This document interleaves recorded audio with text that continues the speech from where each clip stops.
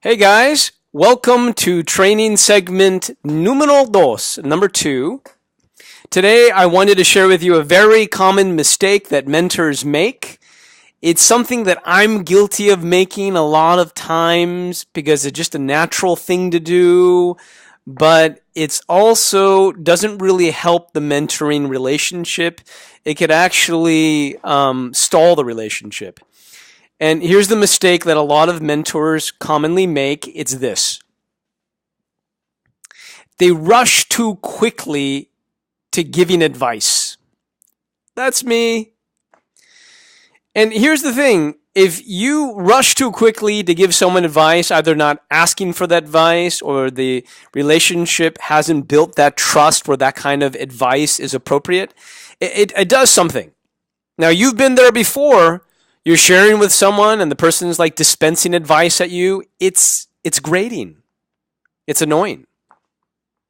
You're feeling like, I was not asking for advice.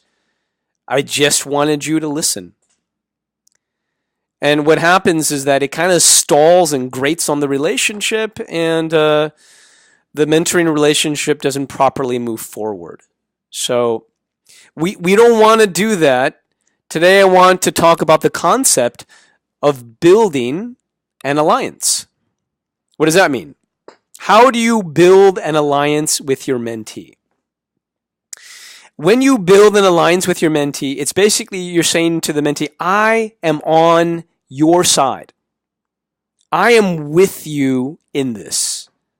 Really, you're building trust. Now, let me say, there are a lot of places that people can go if they're looking for good advice, but few people have others who listen well, empathize deeply, and say, in effect, to them, I am with you in this journey. That's what you are. You're a mentor. You're a person who says, I am with you in this journey. And on a deep level, that's what people are looking for and needing. So, okay, how do you do this? How do you do this? Well, instead of giving you 5 tools that you won't remember, I just want to give you one basic primary tool. Here it is.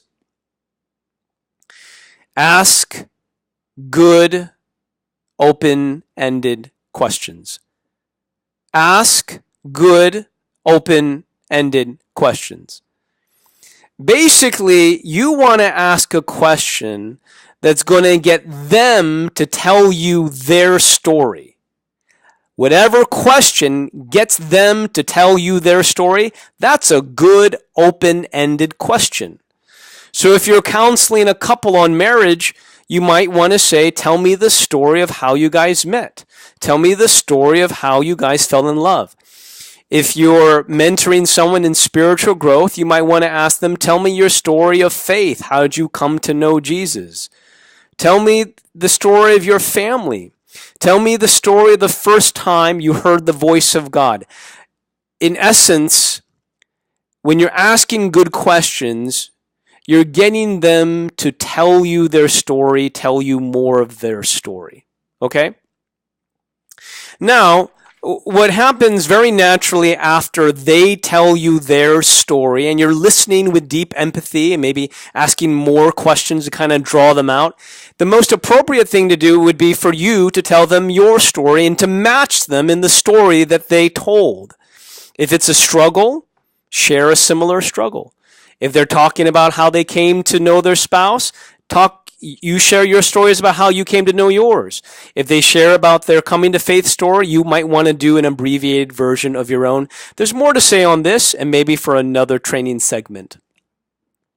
Maybe you're kind of wondering, well, okay, and if you're like me, you're like, okay, when do I get to give advice? Or is there any appropriate time to give advice to my mentee? And I would say this, yes, and it's kind of simple. Give advice when they're asking you for advice. But let me say this. If you focus, especially at first, in the first few times that you meet, if you focus on giving advice, Who knows where that might go? The relationship might be stalled. The mentee may not appreciate that. It may not work. But if you focus on building trust, on making yourself an ally, building an alliance, deep empathy, drawing them out, asking them good questions, having them tell your story, well, then when the trust is there, the very natural thing that flows out of that trusting relationship is they will ask you for advice, and then you will appropriately give it. But first thing is first, build relationship, build trust, build that foundation that where there's enough trust where the advice asking and the advice giving will come. Now let me just say this. I naturally am not a very good listener, but I married someone who is, and she has taught me so much about mentoring and counseling. Early on in my relationship with Reina, she would call me AB, and I would call her CB. AB stands for advice box, and CB stands for chatterbox. But anyways, my point is I learned the hard way, and I'm still learning. And one of the biggest lessons that I've learned is build trust first, and then the advice giving will follow. I hope this lesson and this training segment is helpful to you.